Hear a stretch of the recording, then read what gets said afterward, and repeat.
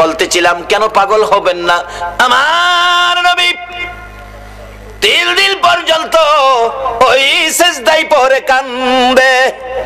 কথাটা খেয়াল আছে নি?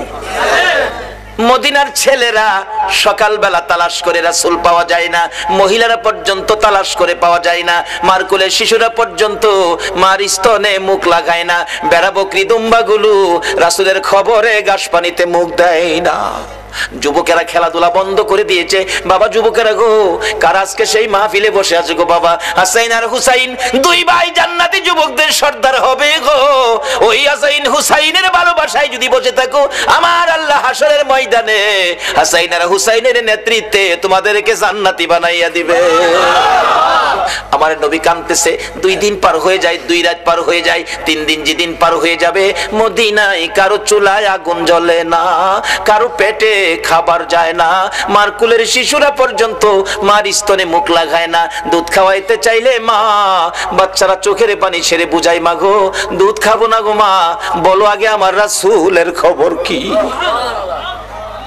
যুবকগুলো মার পায়ে সালাম করে বিদায় নেয়, মা বিদায় দাও গো, না জানি কোন মুনাফিকের আমার নবীকে ধরে নিয়ে গেছে, মা জীবনের বিনিময় হইলেও গো আমরা রাসূলকে উদ্ধার করে নিয়ে আসবো। মা গো এই উদ্ধার ক্ষেত্রে যদি আমাদের মৃত্যু হয়ে যায়, মা দুঃখ নিও না, দেখা হবে হাসরের ময়দানে। যুবকেরা বেরিয়ে গেছে, নবীর আশেক পাগলেরা বেরিয়ে গেছে, মহিলারা পর্যন্ত বাড়ি বাড়ি একজন আরেকজন মহিলার কাছে খবর জানতে চাইতেছে। 3টা দিন যে দিন পার হয়ে যাবে, আবু বকর উমরের জীবনী লেখে মদিনার শেষ প্রান্তে পাহাড়ের পর পাহাড় পার হইয়া যাইয়া দেখে এক জাক রাখাল বসে বসে টেনশন করতেছেন। রাখালেরা রে, তোমরা কিসের টেনশন করো রে রাখালেরা? তোমরা কোত্থেকে আসছো? আমরা আসছি মদিনার শহর থেকে। তোমাদের নাম কি? আমার নাম আবু বকর, আমার সাথে উমর, আমরা 2 জন। তোমরা কিসের টেনশন করো? রাখালেরা রে, আমাদের টেনশন শুন তোমরা শুনবানি। রাখালেরা বলেন, আমাদের টেনশনের উপর তোমাদের আবার কি টেনশন রে রাখালেরা? আজকে 3টা দিন পার হয়ে যায় রে, আমাদের মায়ার নবী রে খুঁজে পাই না। তোমরা আমাদের মায়ার নবী দয়ার নবীর খোঁজ খবর জানোনি? রাখালেরা বলেন, এরে আবু বকর উমর, আমরা তো তোমাদের মায়ার নবী দয়ার নবী চিনি না, তবে আমরা যাকে নিয়ে টেনশন করতেছি আজকে 3টা দিন পার হয়ে যায় রে, একটা মায়ার মানুষ রে, একটা নূরের পুতুল রে, পূর্ণিমার চাঁদের মতো চেহারা, ওই পাহাড়টার নিচে আজকে 3টা দিন হলো সিজদায় পড়ে উম্মতি উম্মতি বলে কান্দে রে আবু বকর।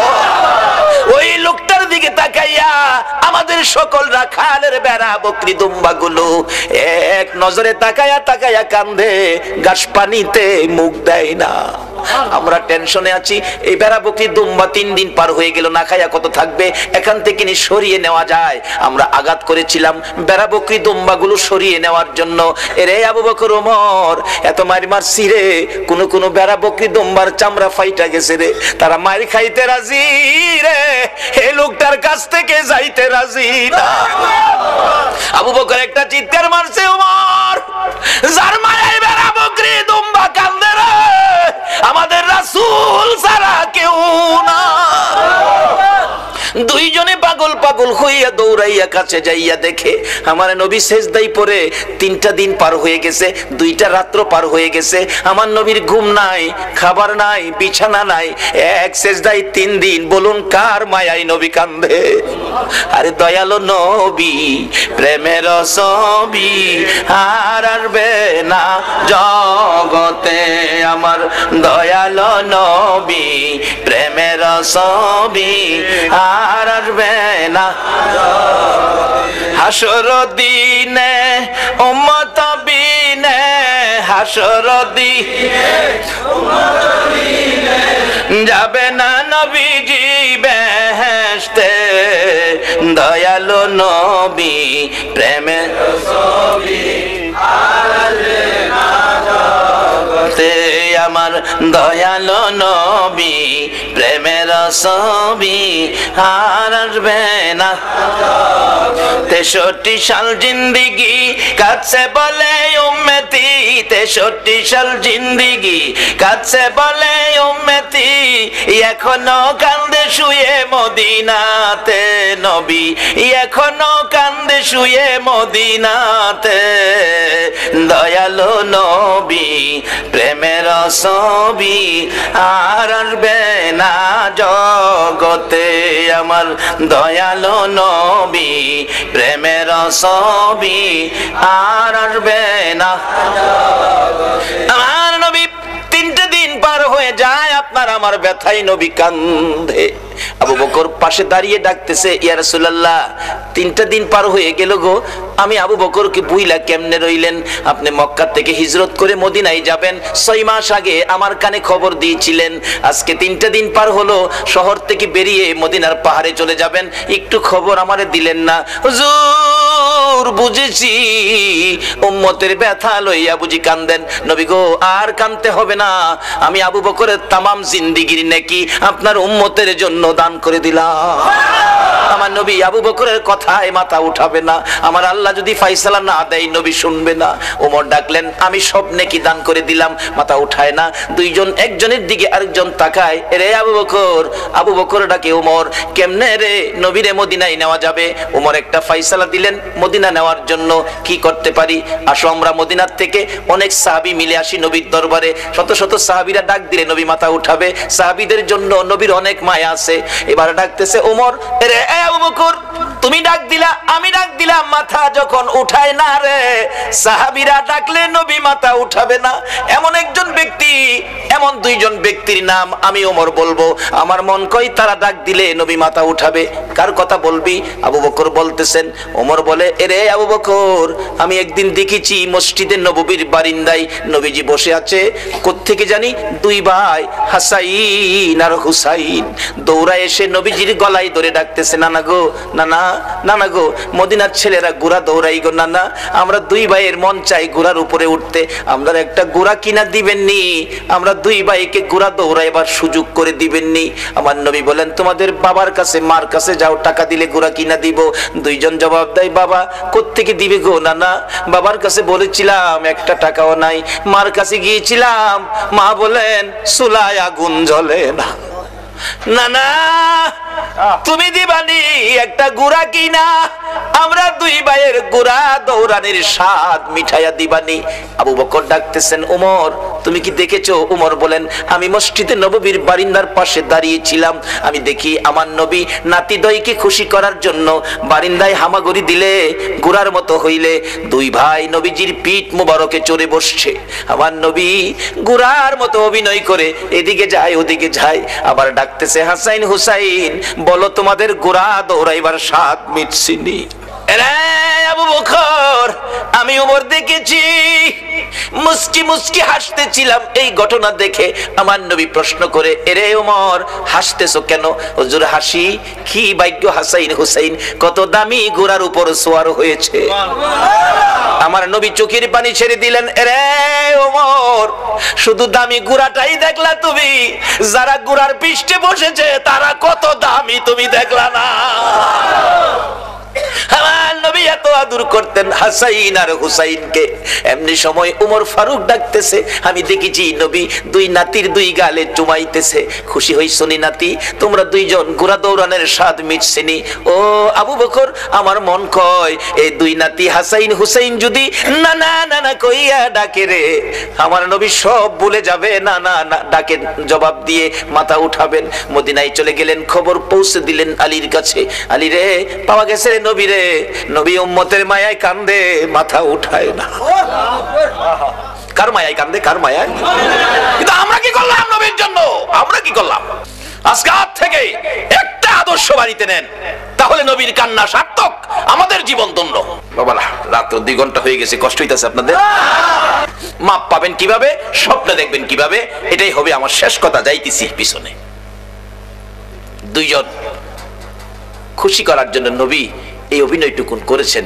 ওমর বলেন, এই দুইজনে ডাকলে শুনবো। হযরত আলী বাড়ির ভিতরে খবর দিলেন, ফাতেমা 3 দিন পর্যন্ত কাঁদছো, আর কাঁদতে হবে না, খবর পাইছো বাবারে পাওয়া গেছে। হাসাইন হুসাইন না গেলে আসবে না, উম্মতের জন্য নবী কাঁদতেছে। মা ফাতেমা 2টা সন্তান লইয়া গো বাবার মাথার পাশে হাজির। ফাতেমা 2টা হাত বাড়াইছে, মাবুদ গো আমার এতিম বাবা আর কত কাঁদবে উম্মতের জন্য। বাবা কাঁদতে হবে না, উম্মতের ব্যথায় 3 দিন পর্যন্ত কাঁদলা গো বাবা। আমি ফাতেমা রে, ও তুমি বুইলা গেছো গো। সমস্ত পৃথিবীর মানুষ বলতে পারো গো বাবা আমি ফাতেমারে তো ভুলার কথা না গো বাবা, বাবা গো উম্মতের মায়াই বুঝি ফাতেমার কথাও ভুলে গেছো বাবা, আর কাঁদতে হবে না, আমি ফাতেমা কথা দিলাম আপনার উম্মতের জন্য আমি ফাতেমার তামাম জিন্দেগির নেকি আমি দান করে দিলাম। রে মা বোনেরা, তোমাদের জান্নাতি মহিলাদের সর্দারিনী জীবনের সব নেকি যদি তোমার আমার জন্য দান করে, এই ফাতেমার জীবনী কিনা ঘরে নেওয়া মহিলাদের দরকার আছে কিনা? এটা নিত না তো। নিব ভট্টাচার্যের লেখা উপন্যাস, মিথ্যা বলছি? শিক্ষিত শিক্ষিতা যুবক যুবতী, যুবকদের রুমে ঢুকলে এই কিসিমের কিছু ভয় পাওয়া যায়। একটা যুবক রুমে আমাকে থাকতে দিল এক মাহফিলে, বালিশের কোনার নিচে দিয়ে একটা বইয়ের কোনা বাহির হয়ে রয়েছে। ভাবলাম মুসলমান যুবকের রুম, হয়তো উহুদের জমিনের কোনো কাহিনী, হয়তো নবীজির জীবনী হয়তো এখানে পাওয়া যাবে, গাউসে পাকের জীবনী পাওয়া যাবে। টান দিয়া বাহির করে দেখি বইটার মধ্যে লেখা তোমার আমার ভালোবাসা। আল্লাহর কসম করে বলছি এই বালিশটার নিচের বইটাই লেখা তোমার আমার ভালোবাসা। তুমি কার লেখা ভালোবাসা পড়তেছো? এটা তোমার মুসলমানদের জন্য এটা শুভ লক্ষণ নয়। মাগো ও যুবতীরা, উপন্যাস পড়ে রাত্র কাটাইও না। কোন কোন যুবতী মহিলা ফজর আযান পড়ে এটা উপন্যাস পড়ে, এটা কপালে কি আছে আল্লাহই জানে। যদি রাত্র কাটাইতে হয় কিছু পড়ে ফাতেমার জীবনী পড়ে, বইটা ফাতেমার জীবনীটা পড়ে রাত্র কাটাও। কাল কিয়ামতে খাতুনে জান্নাত ফাতেমাতুজ জাহরার সাথে তোমার হাসর হয়ে যাবে। না হয় পবিত্র কোরআন শরীফ পড়ে রাত্র কাটাও, তোমার জীবন ধন্য হয়ে যাবে। কিন্তু এক বর্তমান বাংলার সমাজ ধ্বংসের দিকে যাচ্ছে।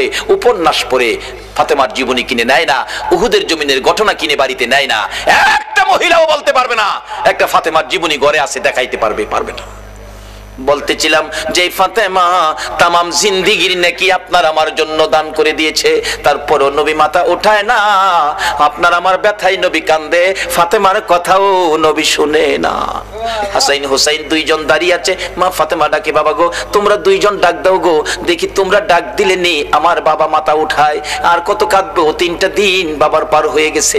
দুইজন দুই দিকে নানা কইয়া ডাকতেছে, হুসাইন ডাকতেছে, নানা গো দুনিয়ার সব মানুষ বলতে পারো গো নানা, আমি হুসাইন রে কেমনে বইলা গেলা গো না। যে হাসাইন আর হুসাইনের মায়ায় আমার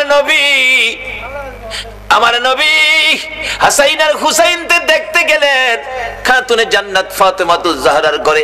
যাইয়া দেখে দুই ভাই ঘরে নাই, ফাতেমার চোখের মধ্যে পানি ঝরতেছে। নবী জিজ্ঞেস করে, ফাতেমারে কেন এইভাবে কান্দো? আমার নাতিরা কই? দুই নাতি না দেখলে আমার শান্তি লাগে না। ফাতেমা বলেন, বাবা গো আমি কাঁদতেছি কোন ব্যথায়। ঘরের পিছনে যাইয়া দেখেন গো বাবা, আজকে 3টা দিন পার হয়ে গেল আমি ফাতেমার চুলায় আগুন জ্বলে না। আপনার আদরের দুই নাতি না খাইয়া থাকতে থাকতে পেটের খিদার যন্ত্রণায় ঘরের পিছনে গলাগুলি করে নানা নানা কইয়া কাঁদতেছে গো বাবা। আমার নবী পিছনে যাইয়া দেখে গলাগুলি করে নানা নানা কইয়া কাঁদতেছে। নানা গো পেটের খিদা গো নানা, সহ্য করতে পারি না। আমার নবী বেরিয়ে গেলেন। ঘুরতে ঘুরতে যাইতে যাইতে একটা ইহুদির বাগানে আমার নবী চাকরি নিলেন। কুয়ার থেকে পানি উঠাবেন, গাছের গোড়ায় পানি দিবেন, পানি উঠাবেন 1 বালতি পানি, 8টা 1 বালতি পানি, 3টা করে খেজুর, এইভাবে 8 বালতি পানি উঠাইয়া হাসাইন হুসাইনের মায়ায় আমার নবী বাগানে চাকরি পর্যন্ত নিয়েছে। এই ভালোবাসার হাসাইন হুসাইনে কষ্ট পাবে, এই কাজ আপনারা কইরেন না। আমার নবী 8 বালতি পানি উঠাইয়া 9 বালতি পানি বুড়াইয়া টান দিলে রশি ছিঁড়ে বালতি কুয়ার ভিতরে পড়ে গেছে। ইহুদি দৌড়াই আসছে, পানি উঠাও পানি উঠাও। রশি ছিঁড়ে বালতি পড়ে গেছে, কি দিয়ে উঠাবো? ছিঁড়ে গেছে। হাও না তুমি ছিঁড়ে ফেলছো? আমার নবীরে কয়, নবী বলে ছিঁড়ে ফেলছে। আমার নবী বলেন, ইহুদি রে আমি ছিঁড়ি নাই, ছিঁড়ে পড়ে গেছে। এই পর্যায়ে 1 কথা 2 কথা রাগ হইয়া নিষ্ঠুর ইহুদি, যেই নবীর চেহারায় জীবনে কোনোদিন মশা মাছি বসে না, আমার নবীর গাল মুবারকে ইহুদি থাপ্পড় লাগাইয়া দিছে। আমার নবী একটা চিৎকার মারছে, ইহুদি রে পেটের খিদা রে, আমার নাতি রাতির লীল পর্যন্ত খায় না, আমি রাসূল খাই নাই রে, 3 দিন না খাইয়া গালের গোশত শুকাইয়া গেছে রে ইহুদি, আমার গালে থাপ্পড় দিছস, বল তোর হাতে ব্যথা পাইছস নি? ইহুদি বলেন, কার গায়ে হাত তুললাম গো, আমি মারলাম, আমার জিগায় ব্যথা পাইছি নি? আমার নবী ডাকে, এরে ইহুদি, আমার 8 বালতি পানির বিনিময়ে 24টা খেজুর দিবি? হ দেব, দে। আমার হাসাইন আর হুসাইন কান্দে পেটের খিদায় 24 খেজুর লইয়া নবী রওনা হলেন, চলে যাবেন নাতিদের খাওয়ানোর জন্য। আমার আল্লাহ কয়, জিবরাইল রে, আমার বন্ধুর কানে খবর দে, বলদু যেন কুয়ার ভিতর থেকে বালতি উঠাইয়া দিয়ে আসে। জিবরাইল ডাকে, হুজুর যাইতাছেন গা? হ। বালতি উঠাইবো কে? বালতি তো কুয়ার ভিতরে সিরা পড়ছে, কিভাবে উঠাবো? কিছু তো নাই, উঠাবো কি দিয়া? জিবরাইলকে, হুজুর কিছু লাগে না, যেখানে রাহমাতাল লিল আলামিন আছে এখানে কিছুই লাগে না, আপনি কুয়ার ভিতরে হাত দিয়া বালতিরে ডাক দেন। সুবহানাল্লাহ, আসতে কইলেন? পৃথিবীর এমন কোন শক্তি আছে এই মৃত বালতি ডাক দিলে হাতে আইব? কিন্তু আমার নবীর হাতে আইব।